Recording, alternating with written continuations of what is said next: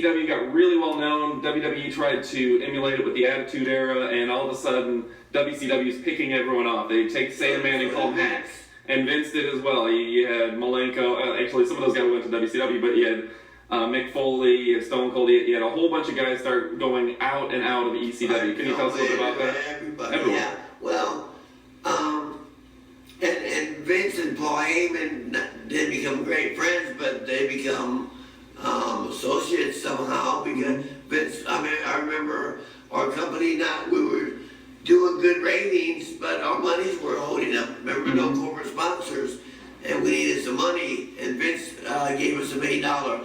Instead of us voting and, going to rob a bank, Vince floated us $1 million to keep the company going, and but it felt kind of, well, we were a little bit mad, but we were happy for the guys because that's what we're here for. Working in this company, not using it as a stepping stone, but taking advantage of something. Of course, it wasn't good at Paul Heyman's eyes because, Paul Heyman invested a year in getting this guy over, and then WCW offers him $300,000, they're gone. All of a sudden, Public Enemy's gone. Can't turn him down, and guys were going left and right. In fact, me and Sabu were negotiating to go to WCW. We were this close to signing a multi-million-dollar contract. Sabu, this money, in a 3-year deal. And Fonzie, this money, good money too, right? Yeah. With that. But somehow, Paul Heyman got word about it and put a block to it. Said, you lowered up, we're in the contract, can't leave. So they blocked us, ECW blocked us from going. So we were forced to stay in ECW. Wow. And my match with Beulah came right after that because... What was the build-up to that match first? They said it was stuff between Tommy Dreamer and Van Dam and Sabu and Sam and all that, whoever she was managing. And my guys, we had their trouble, and we'd always take a nose and do a little push and shove. And finally the people would, let them go. Cat fight. We'd pass around a little bit and do a couple little things. Finally, Paul Heyman wanted to have a match with us. And it was supposed to be a tag match, but Tommy Dreamer got hurt. On the shoe, got hurt his leg, I think. Might have been a shoe, might have been the work, I don't really remember. Hurt his leg, and Van Dam says, you get her, Fonzie, and he left. So it was me versus Beulah, and he's being pushed around. They said that there was a mole in the dressing room leaking out information to Eric Bischoff. I remember hearing about that. People were saying Todd Gordon, people saying people, blah, blah. Yeah, so there was, and I thought I was going to get fired from ECW because I didn't go up to Paul Heyman and say, hey, WCW is offering me and Sabu $500,000 a year to go work for them. We went behind his back, and he didn't like it, and he let us know it because he blocked it, and we were that close to signing, but he lowered up on us, and we were a little mad at it because we wanted to go make money too.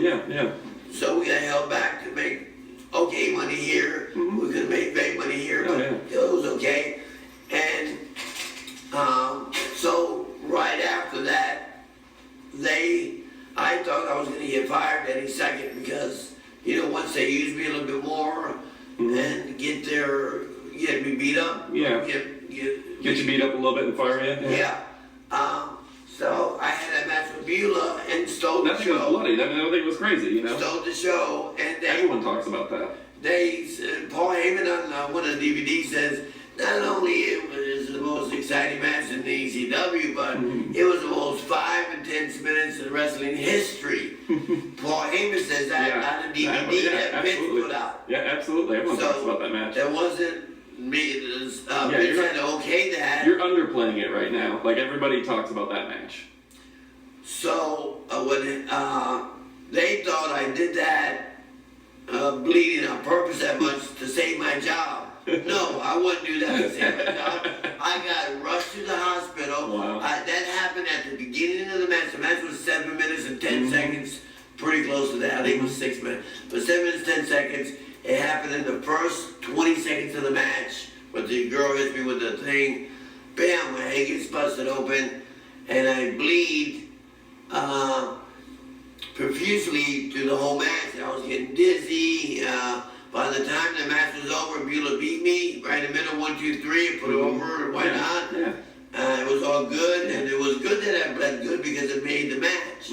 Not necessarily, we did. Made it memorable. We're not wrestlers, we're 2 non-wrestlers. You know, we're not supposed to know how to monkey flip and all right. Although it looked like you were going up for a moonsault at one point. Yeah, which was fun to see. Yeah, She pushed you out. Yeah, taking the trio ball, the baseball slide. Yeah, down. it was crazy. Yeah, so I said, lay him in there, whatever you do, don't easy. You're a girl and I'm a boy. Make it look like you're killing me. She did. She was pretty stiff. No, and I gave her the Ric Flair chop, pretty stiff. Boom. Yeah.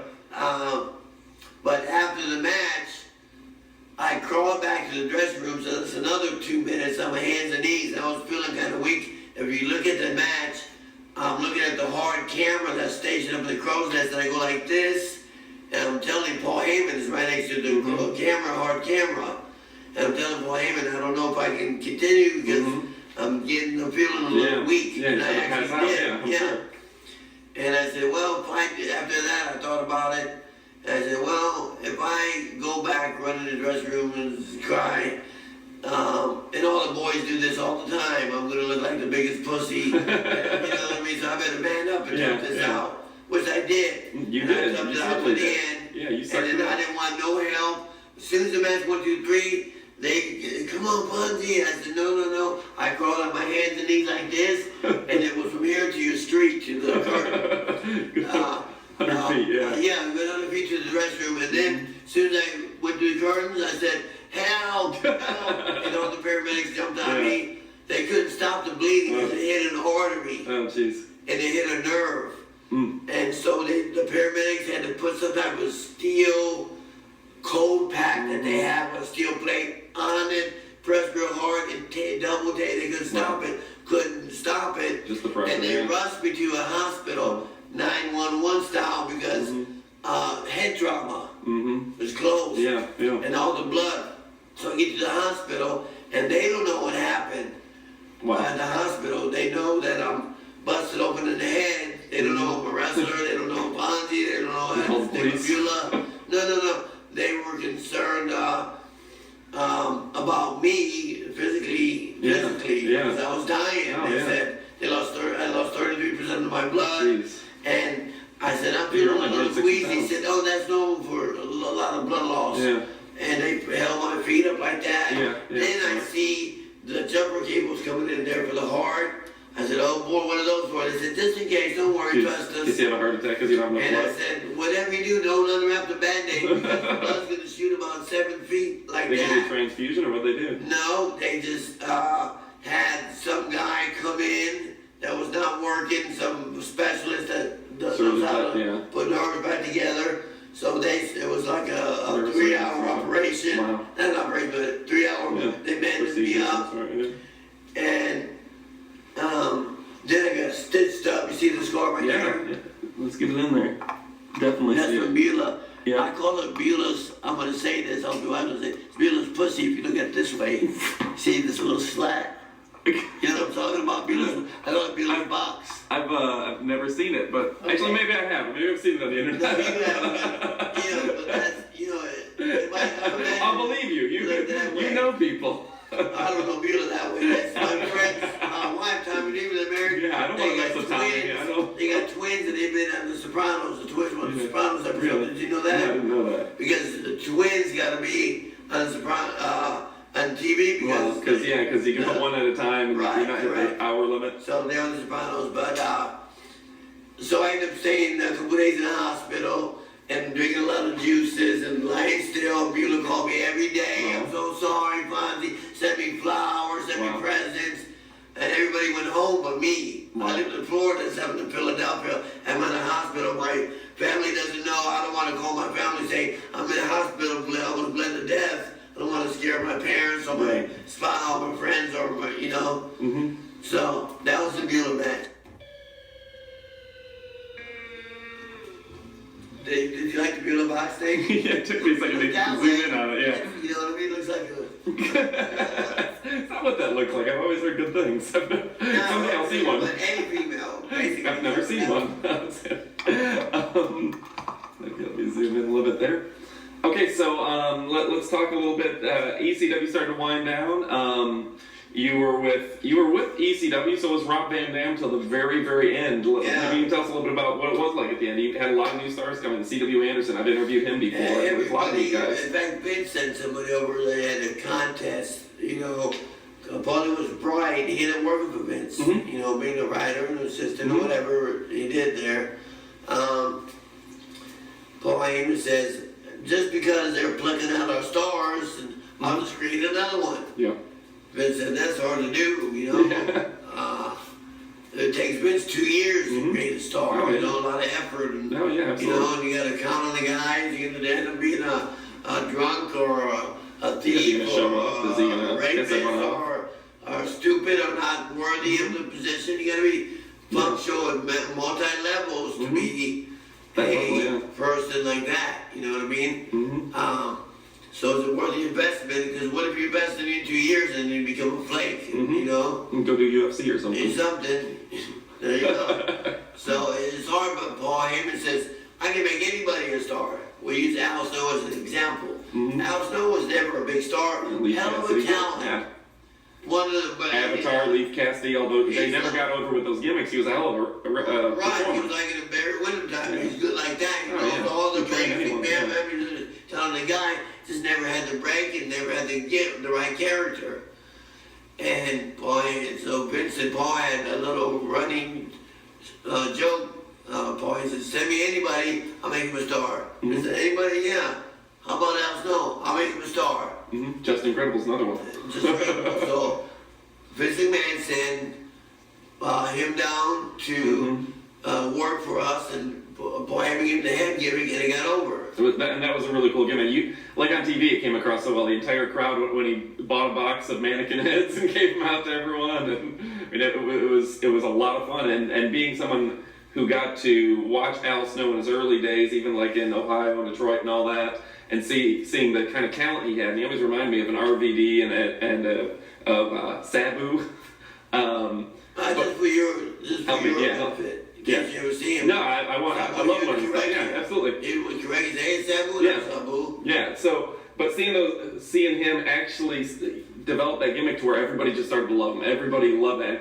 And it even transitioned to WWE. I don't think it was managed correctly long enough in the WWE. Right. It really could have gone over for a long, long time. He had a ton of talent. Heyman had a knack for creating stars. He created me. He always built Alfonso, referee, good referee. He made your name known. He made me a star, kind of. I'm a legend in my own mind.